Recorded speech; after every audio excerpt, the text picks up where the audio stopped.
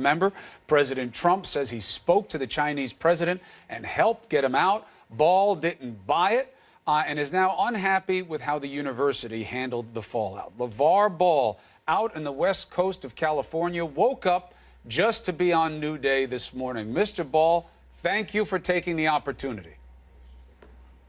CUOMO, thank you. What's going on? Admit you missed me first. You know I missed you, man. Come on. CUOMO, you're a wild guy, man. I like your style, though. Listen, I like that you don't even have a shot at saying my name the right way. I want you to know that. I've learned to embrace it, and I'm okay with it now. It took me a while, but you can now call me whatever you want.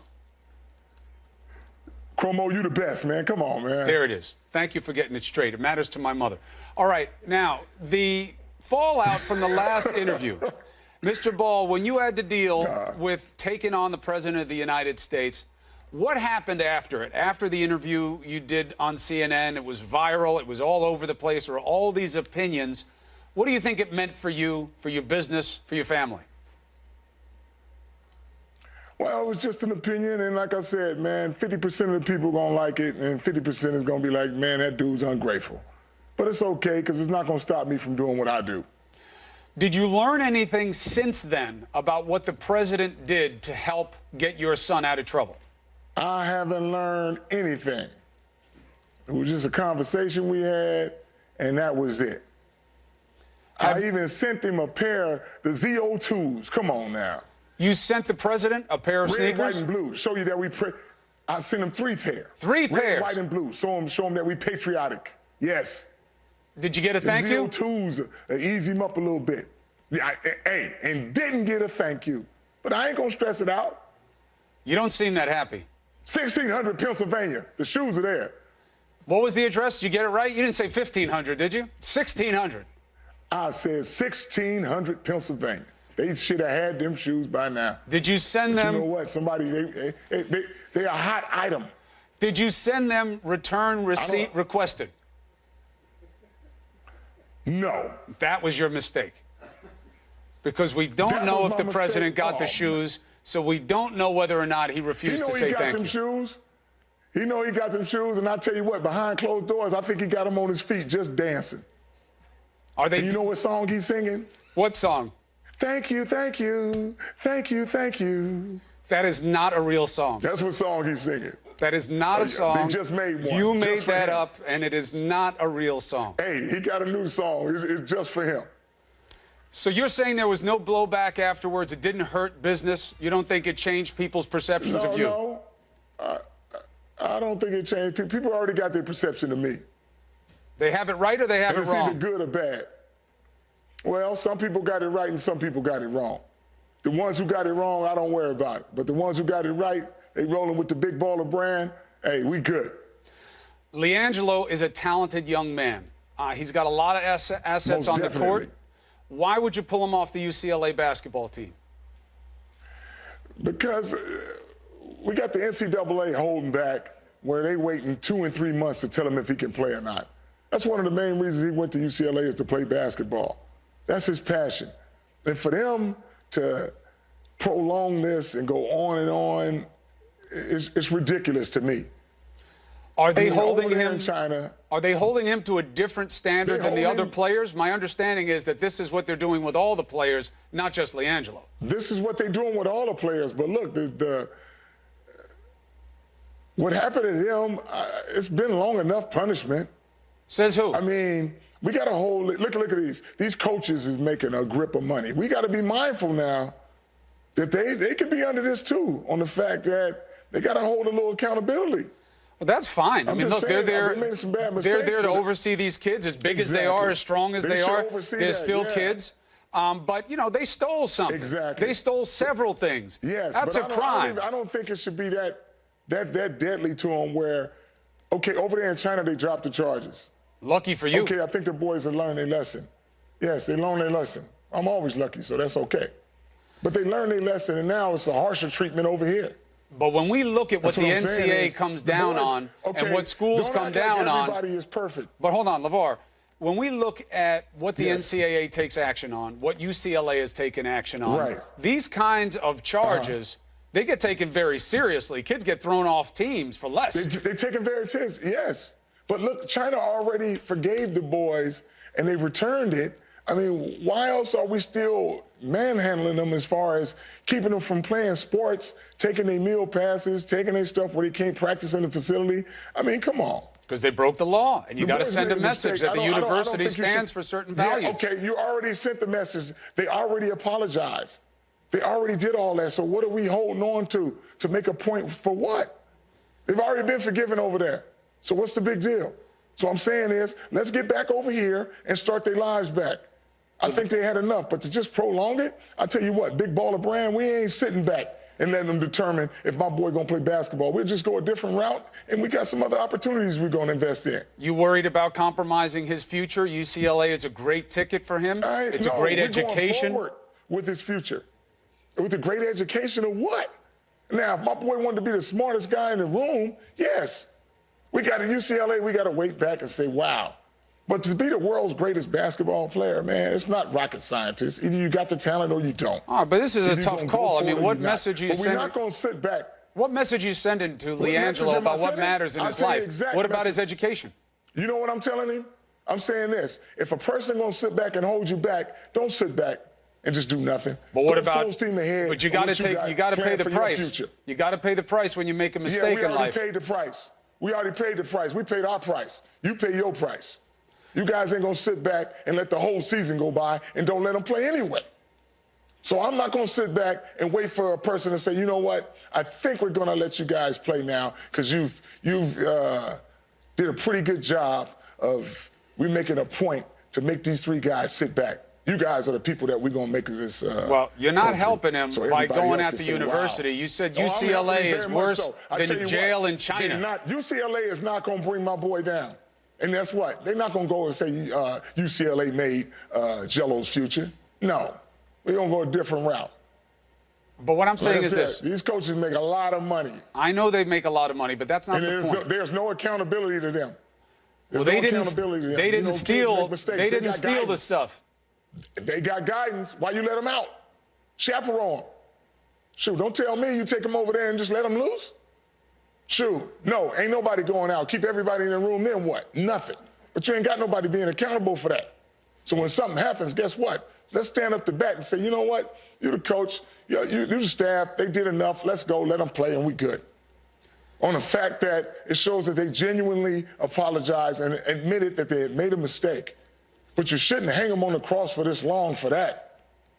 When you talk to it's not only embarrassing, it's okay. A kid wants to play basketball all their life, and you take that away from them. That's worse than jail. Come on, man. They know they did it, and it's up in their head. So that's enough punishment for enough, because they know they let their families down and stuff like that. Why should we as parents and adults keep jumping on them? It's not like we all just went through life without making any mistakes. It's true, but paying for him is part of the lesson. What does your son say about this? Is he okay with your call? When do they have to learn the lesson? When do you have to learn the lesson? I get what you're saying, but they're under the rules of an institution. They represent that institution. Right. They now have to abide by what that institution's standards are. What does your son think about your move of yanking him? So the institution is not going to be lenient at all. They're not going to help the kids out at all. Well, they could have kicked him off the team. If a person makes a mistake, guess what? It could have kicked him off the team. They could have. Guess what? Guess what? They did. They're off the team. They're not practicing. Don't sugarcoat it. Right, but it's not permanent. They're off the team. They don't even have a meal card. It's not permanent, though. You know what is not permanent? It's permanent. The season going to be over by the time they say, you know what, we're going to let you play. And guess what? You're not going to let them play. You're going to put on a uniform and sit them on a bench. What does your son think about you pulling him off the team? Well, he doesn't think anything. He said, my dad's going to do the right choice. We're on the same page, trust me. We was going to be one and done anyway. So we're not going to sit back and wait for no institution to tell us what we're going to do. They don't stop. They're not controlling my boy's future. Help me understand something. I don't get where your righteousness is coming from on this. Your son broke the law. You don't get where my righteousness is coming from? Yeah, that's why I want to talk about it a little bit. He broke the law. He was forgiven. He got let go by the Chinese authorities because the president helped him out. You don't accept the president's help. Then the NCAA wants to look at the behavior, and you say you don't like that they're reviewing the behavior this long. You know, where's your... How long does it take to review the behavior? They got to think How about long it. does it take to review a behavior? They got to think about it. Okay. These are serious charges. These are multiple thefts. They must be pretty dumb if it take them that long to think. They're pretty dumb. It's Maybe the time was giving the benefit of the doubt to your son. They were letting some time go by so it'd be okay that they let him play again, because a lot of people will say, how could he play? Okay. How could they let him play? A lot of people wouldn't like that decision. A lot of people that don't matter. A lot of people, so what? They're not playing. They're not on staff. There's a lot of people that do like the decision too. Why are we not talking to them people? What do the UCLA coaches say to you? For months and months and months. Well, it hasn't been that long. UCLA is supposed to say, man, that situation is done. That's what they're supposed to say. You know what? They're a week back. Let them play now. Let them play now.